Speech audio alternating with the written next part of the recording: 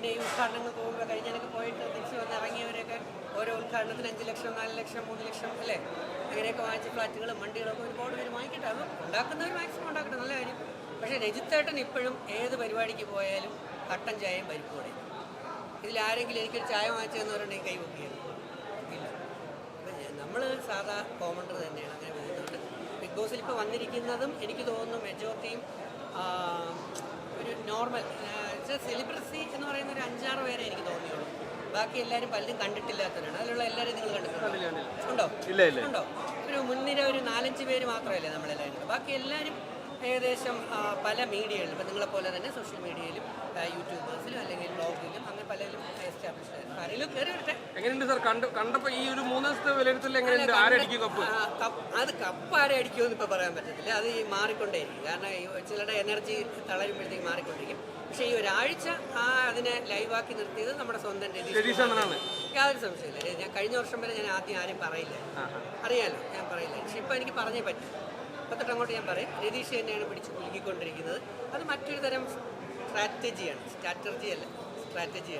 ഇനിയിപ്പോൾ അടുത്ത സ്റ്റെപ്പ് രതീഷിൻ്റെ എനിക്ക് തോന്നുന്നത് കരയാൻ സാധ്യതയുണ്ട്. അടുത്തിനി വരുന്ന സംഭവം എന്ന് പറയുന്നത് ഇമോഷണൽ സാധനങ്ങളിലേക്ക് കയറാനുള്ളതാണ്.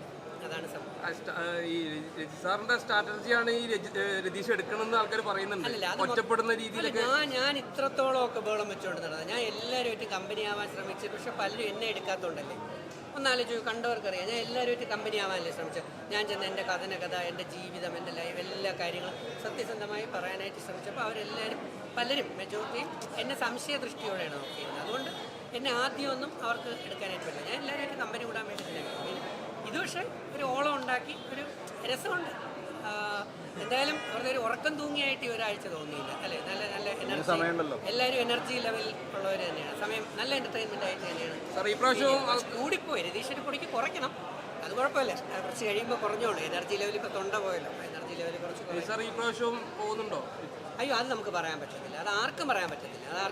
അത് അവരാണ് തീരുമാനിക്കുന്നത്. അത് ആര് വരണം ആര് വരണ്ട, വേണമോ വേണ്ടയോ. ഇപ്പോൾ വേണമെങ്കിൽ വൈൽഡ് കാർഡാക്കി വന്നു അവർക്ക്. എൻ്റെ മോൾഷൻ അല്ലെങ്കിൽ ഈ പ്രോഗ്രാം കണ്ടക്ട് ചെയ്യുന്നവർക്ക് ആരെ വേണോ കയറ്റിവിടാൻ പറ്റും. അത് വൈൽഡ് കാർഡാക്കി കയറ്റിവിടാം, 2 ആഴ്ച നിർത്താൻ വേണ്ടി കയറ്റിവിടാം, ചലഞ്ചറായിട്ട് കയറ്റിവിടാം. അതൊക്കെ അവരുടെ ഇഷ്ടം അനുസരിച്ച് കയറ്റിവിടാം. ഒറ്റ കാര്യമുള്ളൂ, ഈ പ്രോഗ്രാം വിജയിക്കണം എന്നുള്ളതേ അവർക്കുള്ളൂ. അത് വിജയിപ്പിച്ചു കൊടുക്കേണ്ട ഉത്തരവാദിത്വം നമുക്ക് ഓരോരുത്തർക്കും ഉള്ളതാണ്. ഇല്ല, രതീഷ് വിന്നറാവാൻ സാധ്യത അത് നമുക്ക് പറയാറായില്ലോ. ഒരു ഫസ്റ്റ് വീക്ക് പോലും കഴിഞ്ഞില്ലല്ലോ. പക്ഷേ ഒരാഴ്ച ഇളക്കി മറിച്ചുകൊണ്ടിരിക്കുന്നതിൽ നമ്മൾ നോക്കിയാൽ രതീഷ്, പിന്നെ തൊട്ട് താഴെയായിട്ട് നമ്മുടെ തിരുവനന്തപുരത്തുകാരൻ റോക്കി. പക്ഷെ ഒരു കാര്യം നിങ്ങൾ ശ്രദ്ധിച്ചോ എനിക്കറിയില്ല, ഇവർ രണ്ടുപേരും ഒറ്റയ്ക്കാണ് കളിക്കുന്നത്.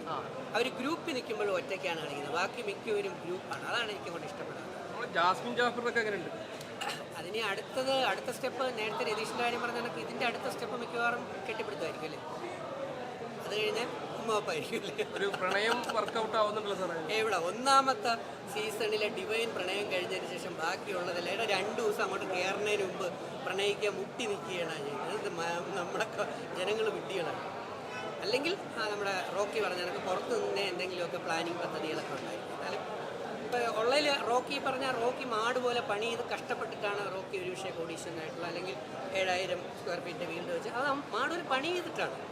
അല്ലാതെ അതിനകത്ത് അവൻ കഴിഞ്ഞ ദിവസം പറഞ്ഞ പോലെ കുറേ മില്യൺസ് ഫോളോവേഴ്സോ അല്ലെങ്കിൽ അത്രയും തരത്തിലുള്ള അതൊന്നും കൊണ്ട് കയറിയുന്നില്ല. അവ അവൻ്റെ സ്വന്തം കഴിവുകൊണ്ട് കയറിയുന്നത്. പക്ഷെ നമുക്ക് ചിലപ്പോൾ അങ്ങോട്ട് പിടിക്കില്ല. കാരണം കളറൊക്കെ പുരട്ടി വെച്ചുകൊണ്ടും നമുക്ക് മലയാളിയിൽ കുറച്ച് പേർക്ക് ചില ഒരു ഇതുണ്ട്. അപ്പം അങ്ങനെ ചിലപ്പോൾ ചെറിയ ഒരു നമുക്ക് ദേഷ്യം തോന്നിയാലും. പക്ഷെ എനിക്ക് റോക്കി നല്ല ഇഷ്ടമാണ്. കാരണം ജെന്യുവിനായിട്ട് സാധനം പറയുന്നു. അത് കൃത്യമായിട്ട് ഇവർ ഒറ്റയ്ക്ക് കളിക്കുന്നു. ഏറ്റവും പ്രധാനം ഇവർ 2 പേർ ഒറ്റയ്ക്ക് കളിക്കുന്നു അല്ലേ. ശരിയല്ലേ? ഒറ്റയ്ക്ക് കളിച്ചു. കാരണം അവർ ഗ്രൂപ്പിൽ നിൽക്കുമ്പോഴും ഒറ്റയ്ക്ക് തന്നെയാണ് നിൽക്കുന്നത്.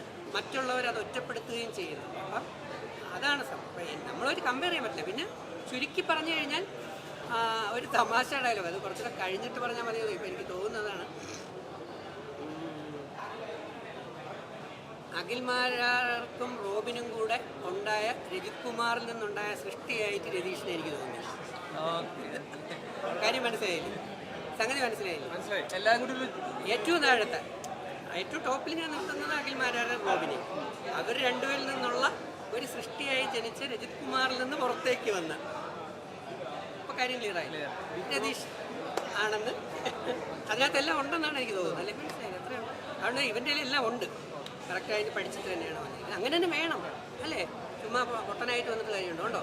പോകുമ്പോൾ എല്ലാം പഠിച്ചിട്ട് തന്നെ പോകണം. എൻ്റർടൈൻമെൻ്റ് ആയിട്ട് നല്ല രീതിയിൽ പെർഫോമൻസ് ചെയ്യണം.